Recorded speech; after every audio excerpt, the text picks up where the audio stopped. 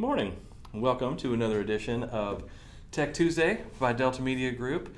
At Delta Media Group, we watched the whole movie beginning to end, and nowhere in that movie did we see Kevin Costner dance with even one wolf. He didn't dance with any wolves in that whole movie. I think that's false advertising. That's what that is. So today we have made some changes, actually, a variety of changes to simplify the way that you enter customers and the way that you modify customer information. Those pages had enough fields on them that, on one hand, it was good that you could enter things all at once, but on the other hand, there were just a lot of fields to kind of scroll through if you quickly needed to add a customer. So we have modified that, and we have also gone in and modified the profile page itself to lay out the information in a way that's a little more cleanly understandable. So we're going to go into the DeltaNet and take a look at those pages and see what we've got. So here we are on the welcome page, and I'm just going to scroll down here to Customers and click on Customer Center. Now there are two ways to add a customer, and that hasn't changed. So on the Customer Center, I can go down here and I can click on Add Customer, and that opens up my new Add Customer wizard. Or when you just log in for the first time, you're going to land on this welcome page, and you can actually just scroll down and click on Add New Customer on this page, and it opens up there as well. So it's nice, especially if you're out and about, you have your phone on you, and you want to just add a customer through your phone, you can just go straight from this welcome page and do it instead of going to the Customer Center first. So in any case, once you open up your Add Customer wizard, you can see that it has already been simplified quite a bit. Originally we had a lot of different elements on this page, and you could add a lot of things at once. And then you would move on to the next step, and you would add more things and move on to the next step. There was a total of about 7 steps in this thing. Now, we're just going to enter some customer information.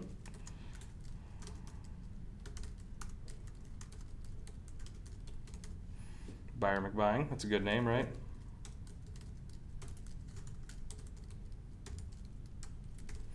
The email address, cell phone number if we have one. We always say if you have the information, you might as well put it in. There we go. And if I want, I'm done at this point. I can hit Save and Close, and that customer is entered. I don't have to do anything else.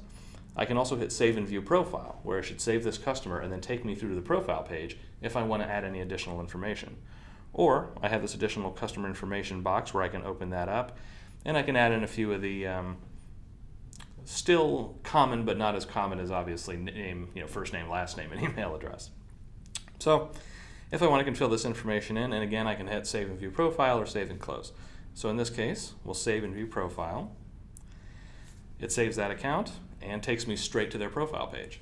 So now from here, all those options that were available to me before in the old Add Customer wizard are all in their own widgets here, just like they always have been. Only now you're taken straight here, so you can actually just modify those things optionally. You don't have to go through every step. So if I want to add a note, I can do that here, but all of that stuff remains the same. Notes, adding new customers,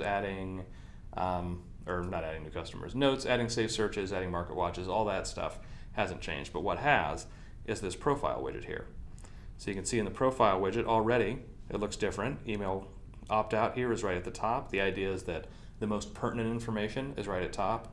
So you have cell phone number, contact information, email address, their name, nice and big and open here at the top, their status, and then as we scroll down, some portfolio information.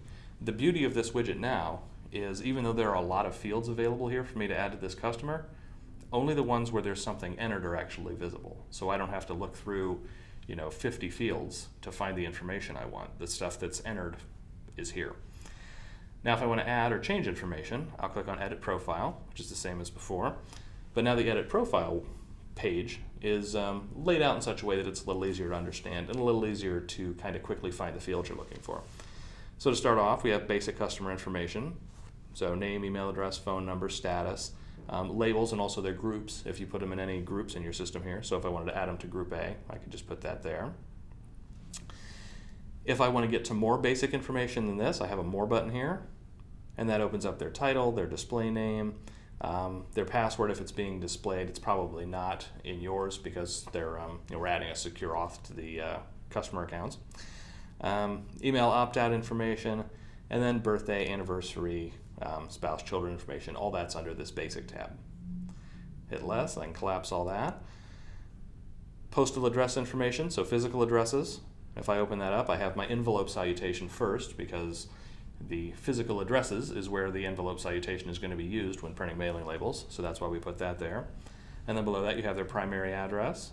If I click on more, I can also add a primary business address, or I can add additional addresses. If they have a vacation home, if they have a summer home, or if they just have more than one property. Maybe they have an investment property that I want to keep track of on their account. Well, I can go here and I can add in those additional addresses. Next, if I go to additional contact information, this is where I would add additional phone numbers if I have them. If I have URLs for their social media pages, I can add those here to keep track of those. And I can also add in additional email addresses. So it's commonly used if you have a spouse, for example, and you wanted to add their email address in here so that the email addresses that go to this account can go to both. This is where you would add in that additional information. So additional contact, the idea there is, mostly it's about the additional email addresses. So you can add all that information in. And then lastly, we can open up purchase sold information, and this is all about any of the homes that they've either purchased or homes that they've sold. If you want to keep track of that information, you can just open that up and you can drop those in here. And then this is the information that the system is going to look at this point for the e-cards. So the e-card automation that will automatically send out an e-card on the anniversary of a purchased home, it's looking at the purchase date set up here. So you can enter that in, and then add all your purchase MLS ID, all the information you have about the purchased home or the sold property. And there you have it. Once you have this page filled out the way you want, you just click on Done. That modifies their page, and then you can see any additional information you've added in this panel because, again, it'll just show the things that are actually entered. So there you go. That was a quick and easy one today. So as always, thank you very much for joining me on Tech Tuesday today. You've had a look at our new customer profile page and a new customer entry process that's just designed to make life a little bit easier as far as getting your customers entered and being able to quickly see and quickly modify their information. So thanks a lot for joining me, and I will see you again next week.